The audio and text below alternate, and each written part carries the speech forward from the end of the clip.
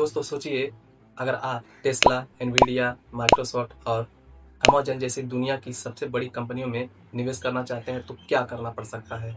अलग अकाउंट खोलना, dollar transfer करना, काफ़ी कागजी प्रक्रिया पूरी करनी पड़ती है। लेकिन अब एक ऐसी खबर आई है जो भारतीय निवेशकों के लिए गेम चेंजर साबित हो सकती है। ज़ीरोधा, ग्रो, एंजल वन और अपस्टॉक्स को यूएस स्टॉक्स में निवेश की अनुमति मिल चुकी है। यानी आने वाले कुछ महीनों में आप अपने उसी ऐप से दुनिया की सबसे बड़ी कंपनियों में निवेश कर पाएंगे। तो आखिर क्या है ये पूरा मामला? आपको क्या फ़ायदा होगा? टैक्स कैसे लगेगा? और क्या ये निवेश आपके लिए सही रहेगा?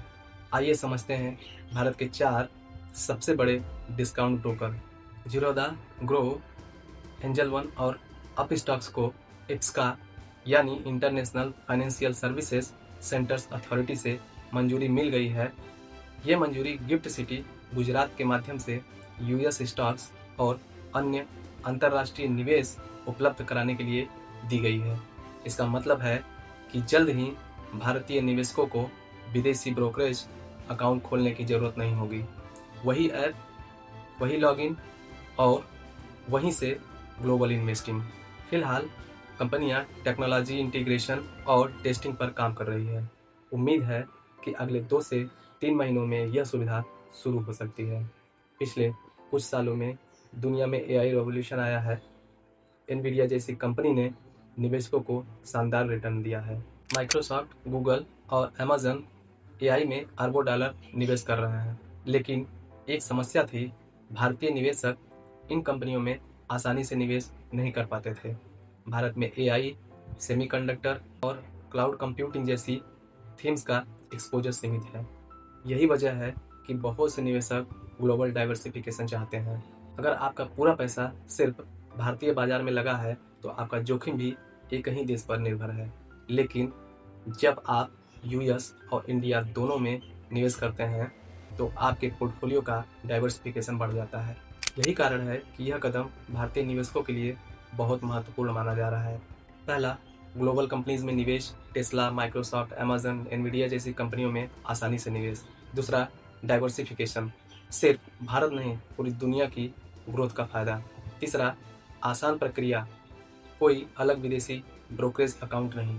चौथा, कम लागत, गिफ्ट सिटी मॉडल के कारण लागत कम हो सकती है। पांचवा, भारतीय रेगुलेशन, भारतीय नियामक ढांचे के अंदर निवेश का अवसर। अब सबसे महत्वपूर्ण हिस्सा, टैक्स। अगर आप एक वित्तीय वर्ष में 10 लाख रुपए से ज़्यादा विदेशी निवेश करते हैं तो 20% टीसीएस लागू हो सकता है। ध्यान रखें कि यह अतिरिक्त टैक्स नहीं है, इसके बाद में आपकी कुल टैक्स देनदारी में एडजस्ट किया जा सकता है। अब कैपिटल गेंस की बात करें, अगर आप 24 महीने से पहले शेयर बेचते हैं तो शॉर्ट टर्म कैपिटल गेन आपके इनकम टैक्स स्लैब के अनुसार टैक्स होगा। अगर आप 24 महीने से ज़्यादा होल्ड करते हैं तो लॉन्ग टर्म कैपिटल गेन पर 12.5% टैक्स लागू होगा। इसलिए निवेश से पहले टैक्सेशन को अच्छी तरह से समझना बेहद ज़रूरी है। क्या आपको यूएस स्टॉक्स में निवेश करना चाहिए? मेरा जवाब है, अगर आप पहले से भारत में निवेश कर रहे हैं और लंबी अवधि के लिए वेल्थ क्रिएशन चाहते हैं तो ग्लोबल डाइवर्सिफिकेशन पर विचार किया जा सकता है। लेकिन याद रखें, सिर्फ फोमो में निवेश न करें। सिर्फ इसलिए निवेश न करें क्योंकि एनवीडिया या टेस्ला चर्चा में है। पहले अपनी फाइनेंशियल गोल समझें, इमरजेंसी फंड बनाएं, फिर डाइवर्सिफाइड पोर्टफोलियो तैयार करें। आप टेस्ला, एनवीडिया, अमेज़न या माइक्रोसॉफ्ट में से किस कंपनी में निवेश करना चाहेंगे? कमेंट में ज़रूर बताइए। अगर आपको ऐसी फाइनेंस और इन्वेस्टिंग की जानकारी पसंद है तो चैनल को सब्सक्राइब जरूर करें।